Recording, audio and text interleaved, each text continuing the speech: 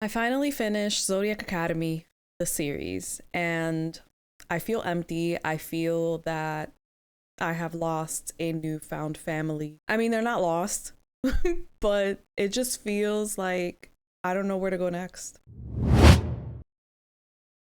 Hey readers, and welcome back to my channel. My name is Wendy, and today we are going to be discussing The Big Kahuna, The Big Whale, Zodiac Academy. Now, this is the first series that I've ever read that is more than 5 or 6 books. I mean, this series has a lot of books. I went through 12. And also it has side books, and it's overwhelming, okay? I understand why people will not pick the series up. I understand how overwhelming and also time committing this series is. It took me a long time to finish this series.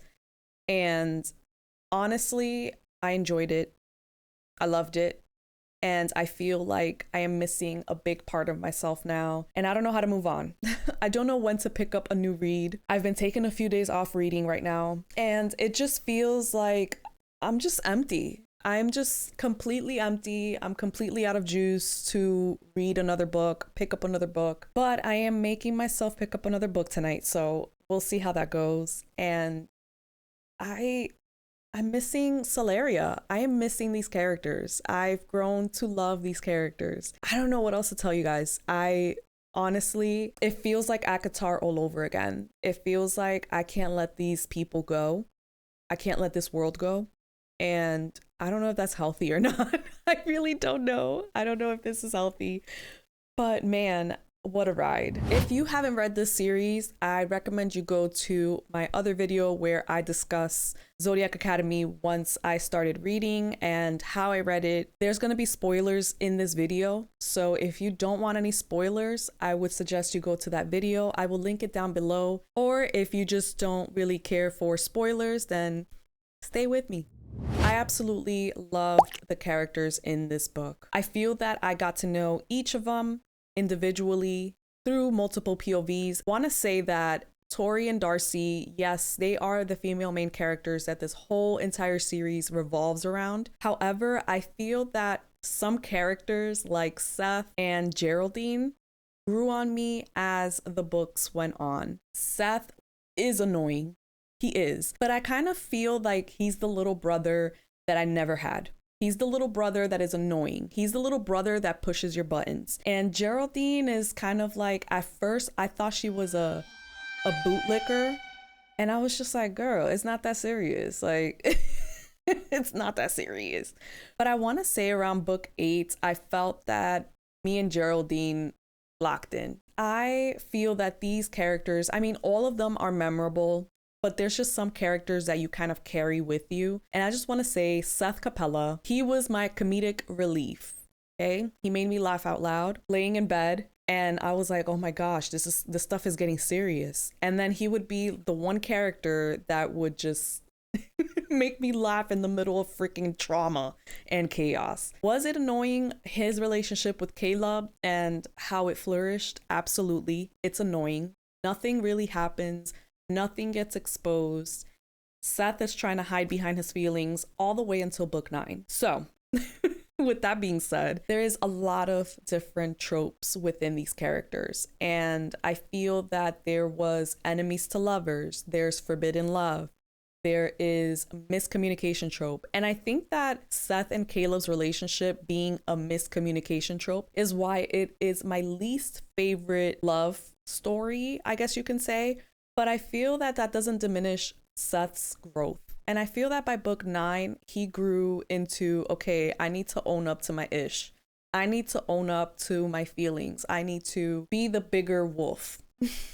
And also, I just want to say that the authors did an excellent job with the villain, okay? I felt as though I hated his guts from book 1 all the way to book 9. I detest him. And they did an awesome job. The Twisted Sisters, okay, did an awesome job in making me hate a character so much. But then my empathetic self is like, wait, why is this man like this? Why am I like this? Why am I thinking about this stuff like this? He's evil to the bone, to the core, to the soul. He is evil. He is evil, egotistical, and I hate the fact that they made him into an Aries. I'm not an Aries, but my husband is, and my husband would never. He would never.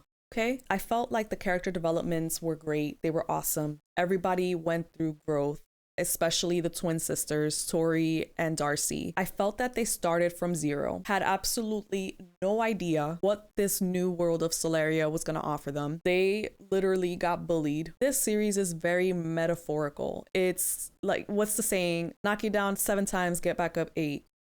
This was literally Tori and Darcy. And I felt that every book something went wrong. And these 2 girls had the strength and the resilience to get back up. And I admire that completely.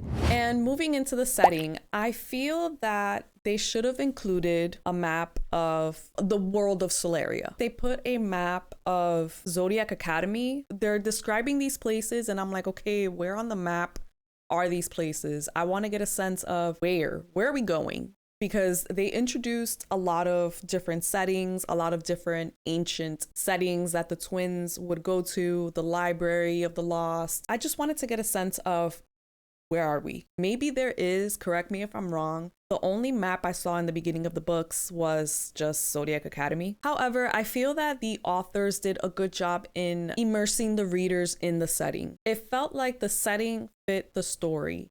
It can be dark. I mean, there's a lot of darkness also in this book. I mean, you're dealing with shadows and dark magic, essentially. I feel that the writing style was very much to the point. It wasn't anything difficult. I felt like it was a good read, an easy read for me. I don't think people will have trouble with reading this series. The only thing is the Oscura clan speaks Italian. And so, I mean, if you have a Kindle, you can literally just highlight and translate. But there were many times where I was like, wait, I speak Spanish, I know what this means, but I don't know what that word means. So, but that's the only thing really. But other than that, I feel like it was just an easy read. I didn't find any trouble with it. I thought it was straightforward and to the point. Also, the writing is funny. There's funny parts, there's funny scenes. This is back in Heartless Sky, which is book 7. And this is when he walks in on Darcy and Orion. It says, the door suddenly opened and I cursed as Orion yanked me to my feet and shoved me behind him while I tugged my freaking pants up. Whoa, sorry. Didn't realize things were getting 50 Shades of Blue in here. Like, small things like that are what make the book funny and comedic. And when they were in the burrows, Seth asked Darcy and Orion, hey, can I be roomies with you guys? He said, it says, this was still book 7, says, good night. He says, good night, Lance. I said breathlessly, and he pressed his lips to the soft place behind my ear as his fingers ran over the bite to heal it. This was because Orion had bitten Darcy. This was in Darcy's point of view. So he said, good night, Blue. And then Seth goes, good night, roomies. Like, it was just nonstop comedy from Seth, honestly. Or just one-liners, like, for example, is it information or nymphormation? Like nymphs, information. It's corny, yes, but while you're reading it, it's funny as hell. And I also thought that the writing was just so witty sometimes with certain characters in their POV, like Tori. Tori is just such a itch with a B, you know? She's just that girl. And I also found the writing to be descriptive in the emotions of the characters. I just felt like I was there with them and I was experiencing these feelings and also experiencing their comedy, their just fun and a sense of family with them. So I think they did great. Now the plots. I'm not gonna lie to you guys, there were times where I thought to myself, why are these books so long? Why are these books taking so damn long? And I felt that these books could have been condensed to maybe 5 books, 6 books at most, not 9. It was just taking a while to get there, especially book 8, book 7, 6. It was just draggy for me. I felt like, okay, guys, let's get to the plot. Let's get to where we're going. And honestly, I at times I was just like, man, am I going to finish the series? Am I really going to get to the end? And I think that was my saving grace. I felt that the ending for me, I was like, okay, there has to be a happy ending. There has to be something to look forward to, a light at the end of the tunnel. And I just kept that hope in my mind. However, I feel that people will be very impatient. I feel that people drop off normally around the 6th, 7th book, and they're like, I need to take a break, which is understandable. I completely understand because I was in that same predicament. I was just like, okay, how am I going to move on? How am I going to continue? Because this is long AF, long. Okay. However, I did find that the plots are very addictive. Like I said before in my first video of Zodiac, I felt as though I couldn't put this series down. My plan was to read the first 3 books, then read something different, and then come back to it. It didn't plan out that way. I was just like, let's get on. Let's get on to the next book because it's just really addictive. I don't know what they put. I really don't know what they put in these books. And I did not want to leave the world. I did not want to leave Solaria. I don't know what they put in these books, okay? However, I will say that with the plot, with them discovering chlamydia, which is my nickname for Clydius, the star. But anyway, I call him chlamydia because it is what it is, and it's just easier for me to say. But I felt that the whole plot with the fallen star, the whole curse behind the Vegas, and why the stars are always against them, and why Tori needed to curse the freaking stars, I was just like, really? So we having a civil war in the sky, and now chlamydia is down here, and he's wreaking havoc, wants to plan to, you know, he wanted to be a fae. I was just like, is this star crazy? He wanted to play God. I just felt anxious, okay? This plot, I felt anxious. Dude, we're dealing with Lionel. We're dealing with Lavinia. And the air, the monstrosity that Lavinia birthed to, we're dealing with that. We're dealing with Bard, okay? We're dealing with that MF. And I'll get to him in a minute.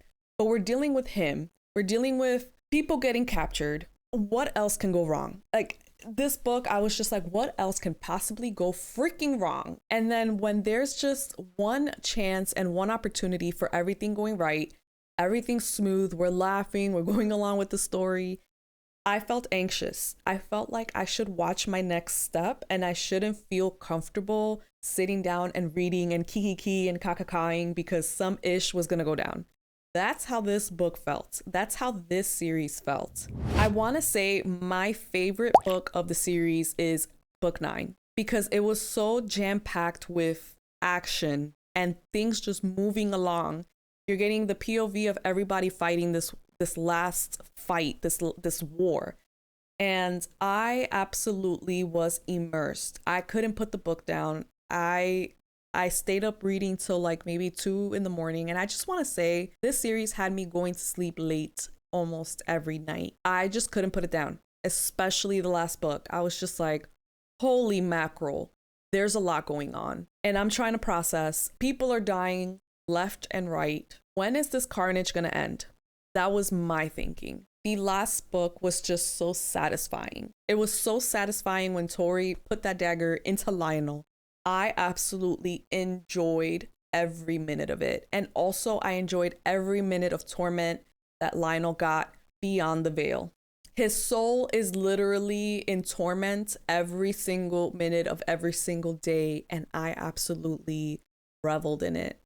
And I just want to say the ending to this series was just so bittersweet. I love the fact that they did like 2 years later, 5 years later, 7 years later down the line. And Tori just having 7 kids out of nowhere. I feel that her character, I didn't see her character being a mother to 7. Okay. She had 2 sets of twins and a set of triplets. Girl, like I can see Tori as like a one and done type of person, or like a twin and then done type of person, but never 7 children. I see Darcy being that. So I don't know if it's just Darius because he's an overachiever and everything, but I just felt like this is supposed to be Darcy, not Tori. I feel like this isn't done. after all of this, I feel like it's not done, because at the end it says, you know, oh, something's lurking. But I remembered the real Vard got away. I don't know. I don't know what he's planning on doing. That makes me a little anxious because, listen, I am the overprotective auntie right now. And these people got kids now. And if Vard does something to agitate the children, do something to the children, I'm going to square up with Vard. Okay? I'm going to square up with him. Also, I loved Lavinia's ending. I feel that not having a soul is worse than having a soul. Just non-existent. She didn't go anywhere. She was just obliterated. And the ferryman was like, yep, you don't have a soul. You don't belong anywhere. So you're destroyed for good. You'll cease to exist from anything and everything. Love that for her. I want to discuss Geraldine. She touched me. She really did. I cried, sobbed, boo-hoo, boogers running down my nose, cried with her. She is strong. She is a strong character, and I think people underestimate Geraldine. I feel that she's the type of character that she pushes on. She looked at the veil in the war. I mean, she was close to death, and she looked at the veil. It was very inviting, but she fought the veil, and she said, no, my queens need me. She's like, no, I need to fight, and I need to keep fighting. And she's just that character. And also, I want to talk about the experiences of tandem reading. This is the first series that I've actually tandem read. I tandem read book 8 and 8.5, and I felt so fulfilled. It's one of those feelings where you're like this. I was literally on my Kindle, and then I had my phone on the side reading 8.5, and I was just like, oh, smack, oh, smack. Oh, because it's happening in the same timeline, except one is beyond the veil and one is what's happening at that moment in time in Solaria. And you got to meet Hale and, you know, Tori and Darcy's mom. You got to meet Lionel's brother who he murdered. You got to meet a lot of different folks that they were described in the book, but you don't really know them very well. But it gave us an opportunity, or gave me an opportunity, to get to know these characters and to experience their thought process and what they're doing beyond the veil to help those that they love beyond it.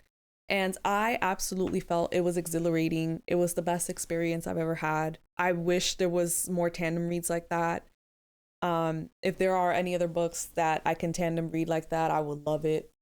I didn't know how good tandem reading was until I got to book 8 and 8.5. The spice in this book is very well about 4 jalapenos.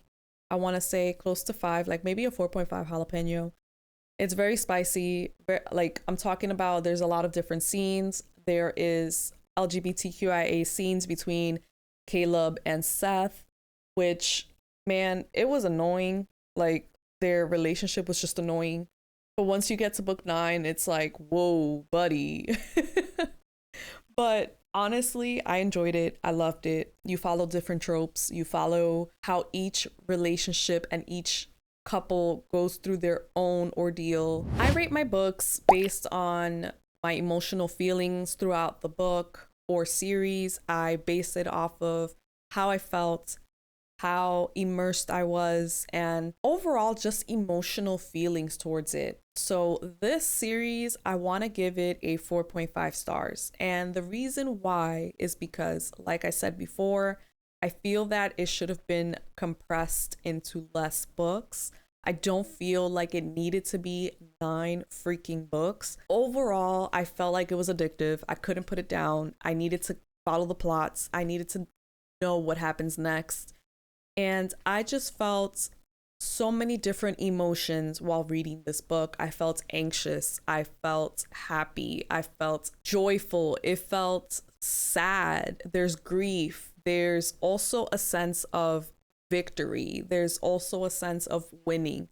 While yes, this book does have a lot of lows, it also has some highs, and I feel that that's what made it addictive to me, because yeah, Tori and Darcy are taking a few steps, getting ahead of the game, but then something happens to where Now they're back 10 steps. But that's why they're phoenixes. They were born to get back up every single time and rise. My closing thoughts. I feel that this series, I'm just really gonna miss it, man. I don't know what else to tell you guys.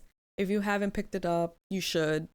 I feel that if you are the type of person that can withstand a lot of books in a series, then I would say go for it.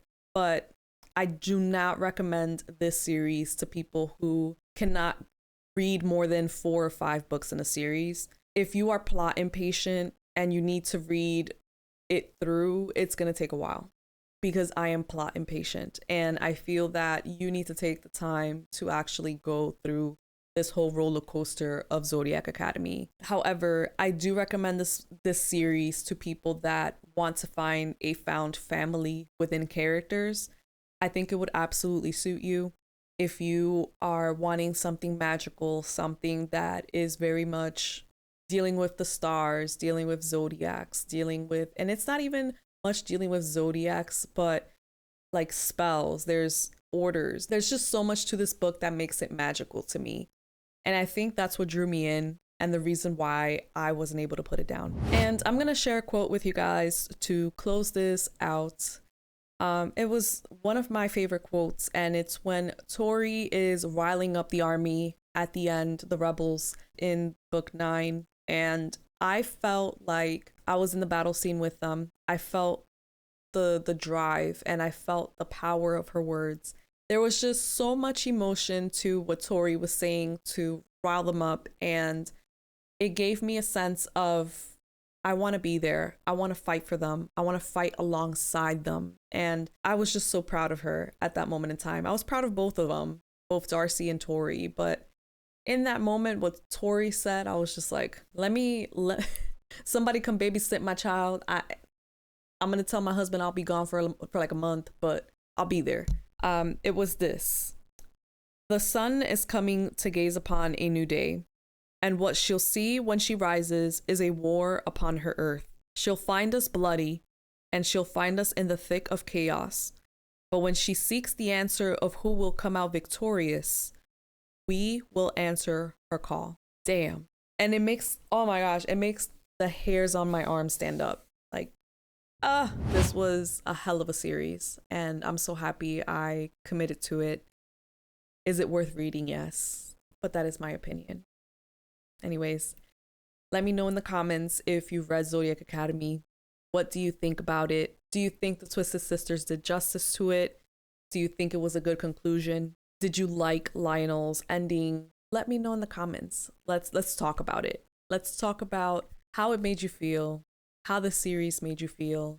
How did you feel when you finished it, if you did? I myself, I'm thinking about downloading the dramatized audiobooks and just playing them for sleep, because I feel like I can't let go. Anyways, guys, I just want to thank you guys for being here. Thank you guys for watching and listening to me rant about Zodiac Academy and my thoughts and my emotions towards it. And I just want to say, if you like this video, if it spoke to you, don't forget to like, and don't forget to subscribe. That helps me and my growth and my channel, and it'll definitely keep the fire going with more videos. And I am just so grateful and thankful that I have a platform where I can share my emotional takes and what I think about certain books. And I hope to see you again soon. Thank you for being here, and I will see you next time.